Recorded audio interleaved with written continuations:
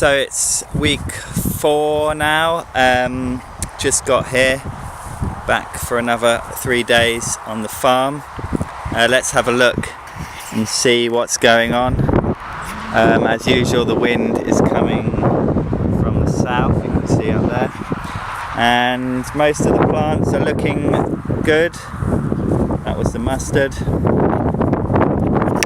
We've got lettuce, mustard, mibuna, and here we've got winter purslane, spinach,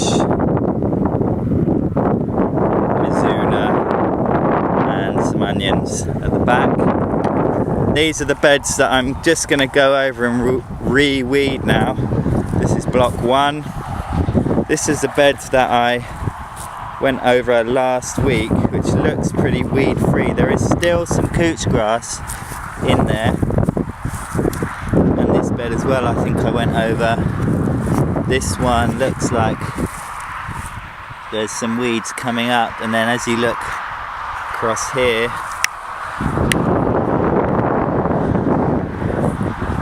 this is bed G, bed 1H. You can see that there are weeds coming up, so I'll have to go through that and dig those up. But it's actually good that I haven't planted straight into these, because otherwise it would be much harder to get the weeds out from around the seedlings. And you can see the rest of the field that I haven't dug yet. The grass is coming back quite a lot, so that would just take over completely if it wasn't weeded or covered. And I am planning to cover these 2 beds, which is block 2 and block 3, with silage sheet this week. And if that works, it isn't flapping around too much, seems to be good quality, then I'll get another piece and do blocks 5 and 6 over there. So it's looking pretty good. I guess the next thing that I'm starting to think about is, what do I do if all this actually grows really well and is ready to harvest before the winter? It might slow down too much, in which case I won't really be able to harvest much before the winter, and that could be a good thing, because I'm not really ready for harvesting, and then it will start growing again in March, April next year, and hopefully I'll be ready to start picking then. If it is ready before November, December, some stuff does grow, then I need to think about if I'm going to wash the leaves or not, if that's possible. There are rules and regulations about that. I haven't looked into that properly yet. Also, do we bag it up? Is it loose? Do we have labels? All those kind of things haven't really thought about. Well, I have thought about them, but haven't actually resolved them yet. I need to speak to Lynn and Stephen about that. Here you can see a tray of sen and cabbage. I think I've got 5 trays altogether. They're going to be quite widely spaced, 2 rows to a bed only, and 1 every 45 centimetres, and that's going to fill up most of these empty beds. So I better get digging.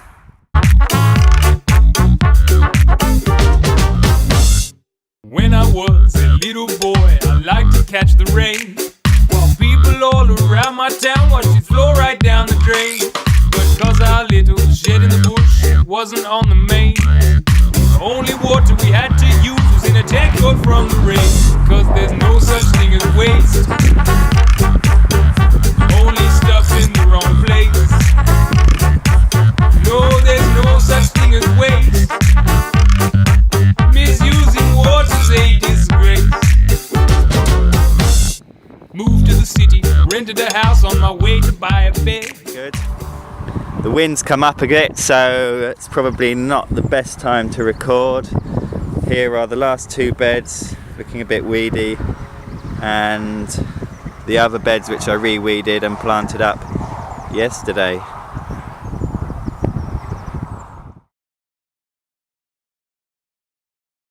Again, it is still day 11, Tuesday the 24th of October 2017, and I've got a couple of things to show you that are new. This is the silage sheet that I got from Mole Country Stores last week, and this is some lengths of plastic pipe. These will be used as hoops for netting, fleece or row cover, mainly for pest control, but also keep a little bit of the frost off some of the plants if they need it. More useful next summer, but I will probably put them in place this year. And then the silage tarp I'm going to put over blocks 2 and 3. Going to just see how much of that it covers. Should cover the whole thing. It's 15 by 30 meters, I think. It's been another very windy day, but I have got this lovely hedge for protection. So let's go and unwrap the silage sheet. One lying on the side of the road, so I took that one instead. Also found a freezer couch and a big old plasma screen, and the biggest pile of thrown out stuff that I had ever seen. But there's no such thing as waste. So I've got a trench dug of this square, and I've gone about halfway up that side, but I'm going to start unwrapping it because I need to know where to dig the trench on the other side so I don't do it too narrow or too wide. You can see I've got these tyres. These are going to be for weighing it down. The trench is going to be for burying the edges. So the main problem here is that the plastic might fly away in the wind, so I want to try and avoid that, obviously. And I don't really want to do this if I haven't got enough time to finish it, and it is getting a little bit dark, but hopefully I can get it in before nightfall, and then that will be there overnight. Yeah, if I leave it half unrolled, I'll need to weigh it down to make sure it doesn't flap around in the wind.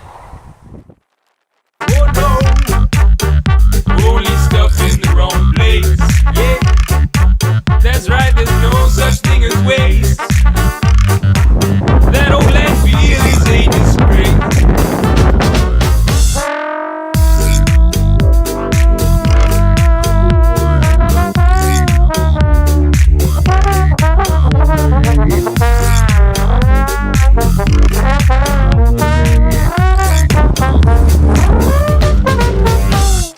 Down the track, I found out that diesel cars can run on veggie fat.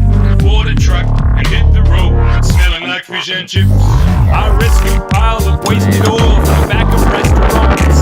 Now I'd be a fool if I bought my fuel when there's oil nobody wants. So this is pretty annoying. I've just got to the other end and it doesn't quite reach the trench that I've dug, so digging that trench is a waste of time. I know that this length of ground should be 15 meters and the plastic's supposed to be 16 meters, so even with half a foot buried at the other end there should be plenty. So I would say this piece of plastic is more like 15 meters. No such thing as waste. Oh no, only stuff in the wrong place. Yeah, I said there's no such thing as waste. That old idea's gotta be replaced. Now we gotta refuse, reduce, reuse, repair, recycle. Refuse, reduce, reuse, repair, recycle. It's Wednesday morning. Yesterday evening I put the silage sheet up and it got dark while I was doing it, so it was quite rushed, and you can see it's not quite level. I need to stretch it out, so this was blowing around a lot in the night. I need to make sure I take in the slack and stretch it out as much as possible, but it covers quite a big area, which is great.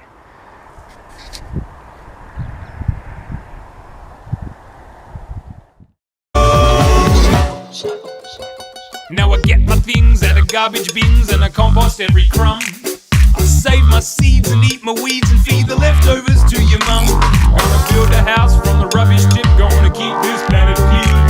Reuse ideas that have been around for years to live within its means. Cause there's no such thing as waste, oh no. Only stuff in the wrong place.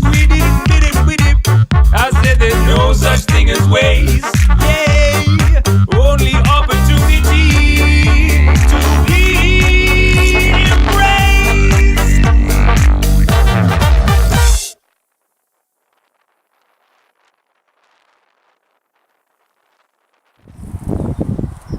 It's the 25th of October. It definitely feels autumnal, but it's really warm. It's only 9 o'clock in the morning.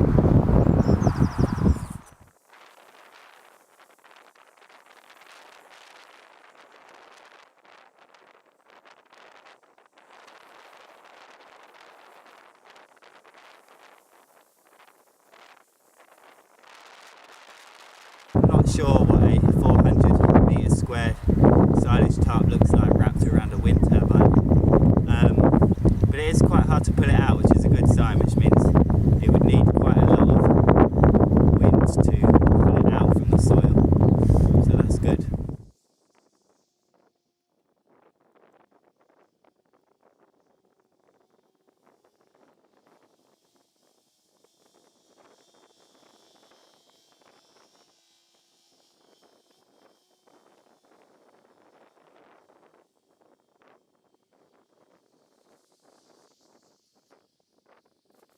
So I've just been pulling back the soil with the back of the rake because I don't want to make holes in the silage tarp, and now I'm pulling back the soil, digging the trench again and putting the sheet back in but tighter.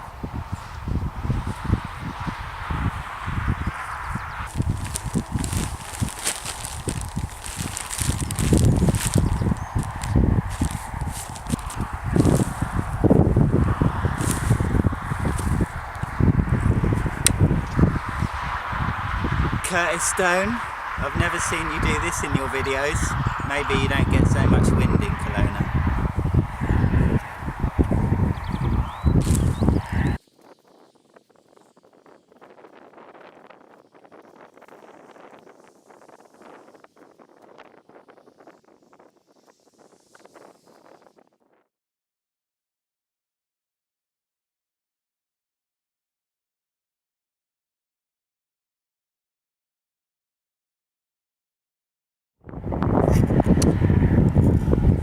Here's the finished silage sheet, all weighted down and tucked in at the edges with soil. Just had a passover from 4 red kites, which is great to see. I love their mewing call, and I think really they can only be good. I can't think of anything bad about them being here. I know some farmers didn't used to like birds of prey, but I would assume they would be catching voles, mice, rabbits, all things which could potentially cause problems in a market garden. So I've just put up the fence around blocks 2 and 3. There's 22 tyres on there. Steve did say he might be able to find some tractor tyres, which would be even better, but these should do for now. A bit of a hassle that I had to go back round and re-tuck in some of the edges, but at least that should be secure now. I don't want to have to worry about it while I'm not here. And another quick scan over block 1 and 4, what we've already planted. I really like having this bird scarer here, apart from the fact that hopefully it is keeping the birds away when I'm not here. Just a quick glance will tell me where the wind is coming from, and at the moment it's coming from the southwest, and when it's vertical that obviously means there's no wind at all, which doesn't happen that often. And these bird scarers go round and round. Obviously it's difficult for me to tell how much they are scaring the birds when I'm not here. So I'm almost done here for the 12th day at the market garden at Harvestbarn. I'm just going to do a bit of hoeing on these plants that I've planted over the last 2 weeks. I've got some shallots, a quarter tray of shallots, which I'll try and plant, but that means digging another bed, so I don't know if I'll get time to do that. And then just have a little talk about the last month and the plans for the next few weeks.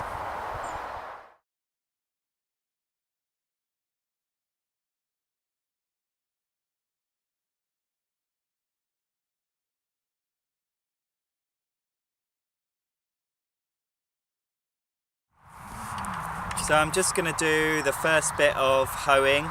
I've got 2 hoes, one of them's got 2 attachments, and this is the wolf hoe, and this will be for the wider paths, for beds where there isn't anything planted in them and I don't need to worry about small gaps. You can take that off and put that on, and then I can use this one for just going over the soil, moving the soil, and that's like a mini hoe that can go between plants. This one, which is called a collinear hoe, is from Johnny Selected Seeds in the States, and that is I think it's a 2.5 inch hoe. So you can see the small weed seedlings coming up now, and if I can hoe them off now, it'll be a lot easier than when they're a bit bigger, even a few centimetres bigger, but it will have the same effect. And obviously if you leave them to get too big, they compete with the plants that you want, the vegetables, and they also set seed, which means that they'll be growing up again next year. So we're trying to reduce the amount of weed seed in the soil, and this is an ideal day to do it. It's a bit sunny and a bit windy, so the weeds will die straight away on the surface of the soil. If it was wet, raining, the weeds can regrow if they're left on the soil, so this is good weather to be hoeing.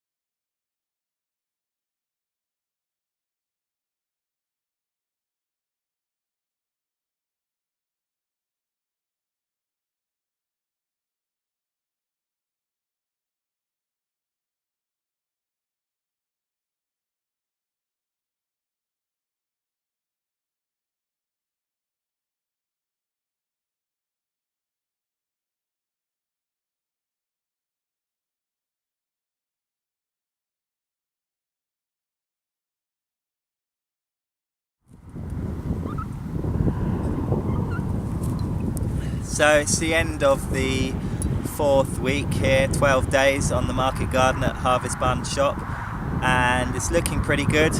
I've got 3,468 transplants in the ground, which is not bad after 12 days, considering this was just bare soil before. I've dug 21 beds and covered an area that will contain blocks 2 and 3. That's another 20 beds. I've covered that with silage sheet, and Colin will come and rake over the area, which will have beds, blocks 5 and 6 in it, and then I will carry on with creating the beds in those blocks over the winter, ready for next spring. and I think they're going to sow the rest of this area with spring oats. Still got quite bad couch grass, but they're gradually killing that off with the raking. So some people might be asking, what is a market garden? I know when I was speaking to a teaching agency the other day, she said, what is a market garden? I'm not actually sure what the definition is, but for me it's an area of land where you're growing quite intensively a variety of different crops, and you are quite close to your market, whether that is shops, restaurants or wholesale. For me it's ideal because I like growing different types of produce. I wouldn't be that interested in growing a whole field of cabbages, say, or a whole field of sunflowers, although I'd like to grow a few of those things. However, the other side of that is you do have to be profitable, otherwise you're not going to be in business for long, and it might be that you don't end up choosing to grow some of the things you like to grow because they don't make money in your context. But I am growing for a shop on the farm, so I will need to grow as wide a variety as possible, but some things like carrots, leeks perhaps, are not going to be worth my while, although perhaps some unusual varieties of those vegetables might be a good idea. The layout that I've chosen basically follows on from what a lot of growers in Canada and North America are doing, with 30-inch beds. These are 15 meters long, but the length is up to you really. But once you've chosen a length of bed, it means all your row covers and fleece and plastic and everything, and all your calculations for number of crops can be the same. And also you can work out how much money you've made per bed and how much time it's taken per meter squared, which is quite useful to evaluate what's working and what isn't. So a bed here behind us that has about 60 cabbages in it. If I sell each of those for 40p, that's £24, which is not a lot, but I may choose to grow them just because it's nice to have them in the shop. But I would need to be growing other more profitable crops to make a decent living, and other crops I could have maybe 2 or 3 harvests per bed per year, whereas the cabbages might only be 1 or 2. So you've got to think about what's going to make the most sense for that bit of land. The best things really about being here and starting here is the soil is really easy to work. Although there's quite a lot of couch grass, it would be a lot harder if this was heavy clay. I'm on a farm with Steve and Lynn, who are very helpful and are opening up a shop, which is really exciting, and it's great to have their support and input and to be able to sell to the shop, which is the plan in a few months' time. And it's great to be outside, although I am also a teacher and I do love working with young people. And last week I was telling some of the kids at a school in London that I was a farmer and I had a YouTube channel, and they found that hysterical. And I love that interaction with young people, and I like to be able to talk about farming. And hopefully this is something that young people will be more interested in if you can make a profit out of it. It's great being outside, it's certainly very physical, and those are good things to be involved in. It's a little bit lonely here. I don't get to speak to many people during the day. There are people working in the shop. I see Steve and Lynn a bit. I guess that kind of lifestyle isn't for everybody, and some people choose to get involved in farms with lots of other people. The downside of that, I guess, is you can disagree about what you want to do and you have to spend time discussing things. It's quicker for me to make decisions on my own, but then that's a lot of responsibility to know if I'm making the right decision. Like putting the silage sheet on last night was a hard job to do on my own, and it ended up getting dark and stressful, and then I was worried about whether it would blow away in the night. Making that decision with another person, or doing it with another person, would have made it a lot easier. The challenges to come in the future, I guess, are thinking about how I'm actually going to harvest veg and get it ready to sell. That's another big part of running a market garden, and being able to have a product that looks good and tastes good and sell it in a way that is attractive. I have to think about washing veg, I have to think about how I package it. So this is only the very first stage, getting things in the ground and making sure that they are healthy and are going to survive. But there's lots of things which could potentially destroy a whole bed of cabbages or onions. Could be slugs, could be birds, could be disease, could be rodents, could be bigger animals like rabbits or deer, could be that there's something that they need that's not in the soil, and then I get yellow leaves and then I can't sell the plant. So there's a lot of challenges still to come, but it would be good to have some stuff to harvest and see if I can actually sell it to local restaurants and shops if the shop here isn't ready to sell it. It's a lovely day today. It's a bit less windy than yesterday. Wind's now coming from the west. It's been quite sunny so far this morning, and it's really great to be outside and see the market garden taking shape. Thanks for watching. If you like these videos, please hit the subscribe button if you want to be told when the next video has been published, and keep watching. Thank you.